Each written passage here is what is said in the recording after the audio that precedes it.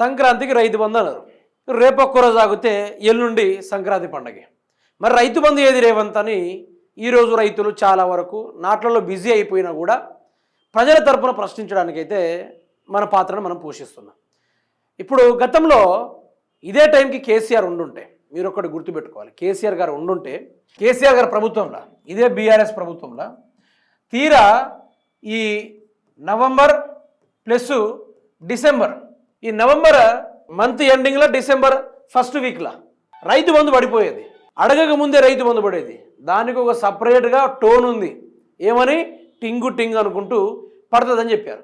మరి ఈరోజు ప్రభుత్వం ఏడిపోయింది? అసలు ఉందా లేదా, ఊసిపోయిందా, లేకుంటే వాటాలు పంచుకొని సంక్రాంతి కోళ్ల పందాల కోసం డబ్బులు జమ చేసుకుంటున్నారా అనేది కొంత సర్వత్రా విమర్శలు, డౌట్లు అన్నీ పుడతా ఉన్నాయి.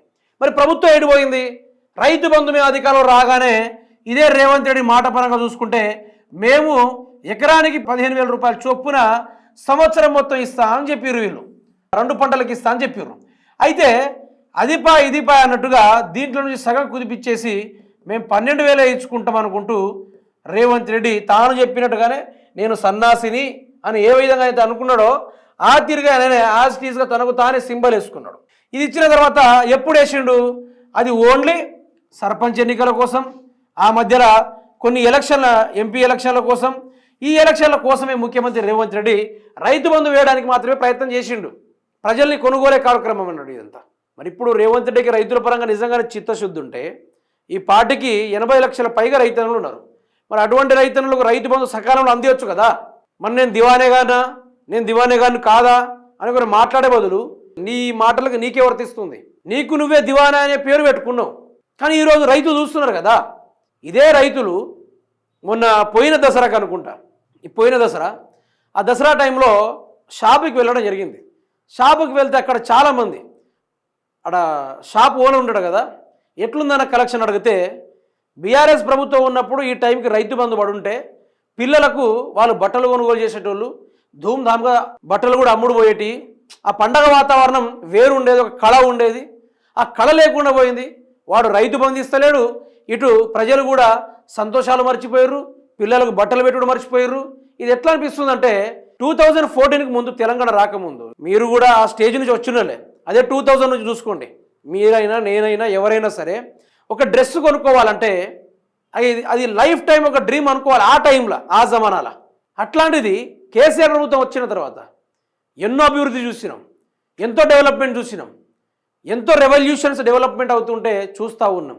పెర్ క్యాపిటా ఇన్కమ్ పెరిగే కొద్దీ ఓ సగటు మధ్యతరగతి కుటుంబం యొక్క ఆదాయము ఒక సంవత్సరం వచ్చేసి 14,000 నుంచి 30,000 దాకా ఉండేది.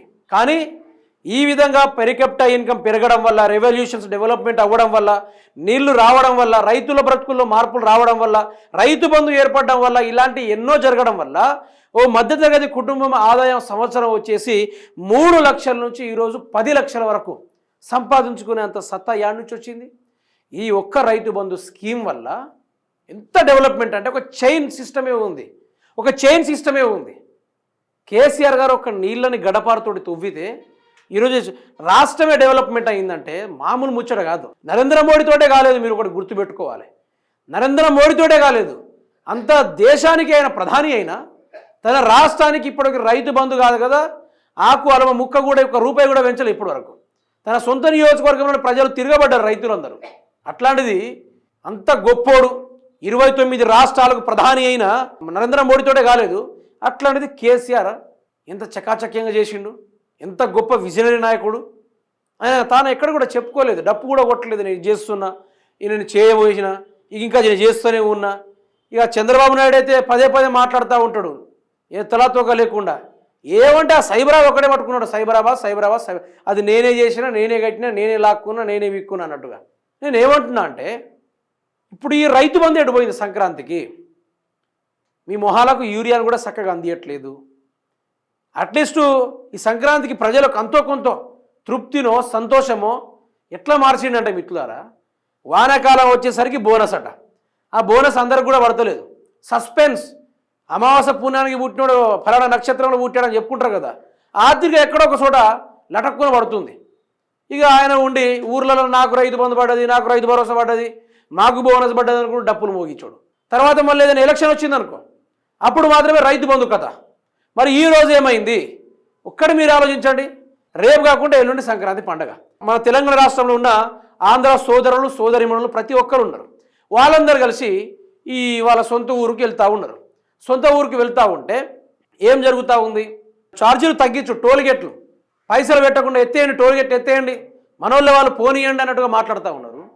మరి ఈరోజు ఆంధ్ర రాష్ట్ర ప్రజల కోసమేమో టోల్గేట్లు ఎత్తుతున్నావు. మరి ఈరోజు ఎందుకని తెలంగాణ రాష్ట్ర ప్రజల కోసం రైతు బంధు ఎత్తట్లేవు? మరి ఠకీ ఆఖరికి కేసీఆర్ మాట కూడా నచ్చలే ఆయనకి. టింగు టింగు అని కేసీఆర్ అన్నాడని ఈయన ఠకీ మీరు ఫోన్లు పట్టుకొని కూర్చోండి, తెల్లారులు కూర్చోండి, తెల్లారులు ఎత్తనే ఉంటా అని చెప్పిండు. తెల్లారి 2-3 సంవత్సరాలు అవుతుంది, అయినా కూడా రైతు బంధు జాడలేదు, అసలు ఊసే లేదు. ఆంధ్రాకు మాత్రం నీకు టోల్గేట్లు ఛార్జీలు ఎత్తుడు తెలుసు. తెలంగాణ రాష్ట్ర ప్రజల కోసం సంక్రాంతి పండుగ రోజున మరి ఏది మరి బోనస్ ఏది? రైతు బంధు రావాల్సిన బోనస్ ఎక్కడా? రైతు బంధు ఎక్కడా? నీ ఠకీ ఎక్కడా? నీ వ్యవహారం ఎక్కడా? మీకు ఒక్కటి అర్థం కావాలి, తెలంగాణ రాష్ట్రానికి సీఎం లేడు. ఆంధ్ర రాష్ట్రానికి 2 సీఎంలు ఉన్నారు, ఒకడు రేవంత్ రెడ్డి, మరొకడు చంద్రబాబు నాయుడు.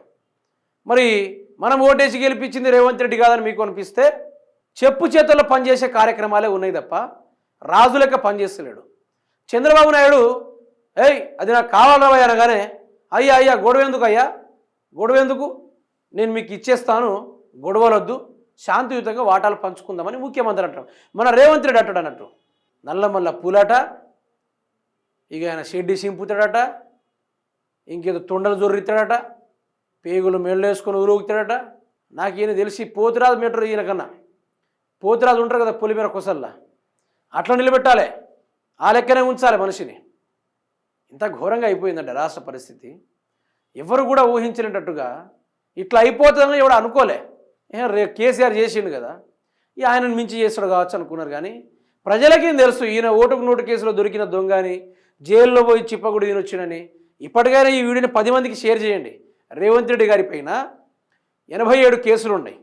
భారతదేశంలోనే టాప్ క్రిమినల్ సీఎం ఎవరైనా అడిగితే రేవంత్ రెడ్డి గారి పేరే వస్తుందండి. మీరు ఒకటి ప్రజలు మేలుకోవాలి, అర్థం చేసుకోవాలి, చైతన్యవంతం కావాలి. తెలియకుంటే 10 మందికి ఫార్వర్డ్ చేయండి. ఇప్పటికైనా తెలుసుకోండి. ఎవరైనా ఒక శాఖలో కంప్లీట్గా పనిచేసి ఉంటే అతనికి రాష్ట్రం మీద అవగాహన వస్తుంది. మరి మనోడు బ్యాగులు మోసే కాడ, జైల్లో సిప్పకుడు తినే కాడ, ఆ ఎమ్మెల్యేను కొనే కాడ, ఈ ఎమ్మెల్యేను కొనే కాడ ఆడ బిజీ అయిపోయాడు తప్ప ఎక్కడ ఆయన ప్రజల్ని పట్టించుకునే కార్యక్రమాలు చేసిండు? యాడ కూడా చేయడు కూడా.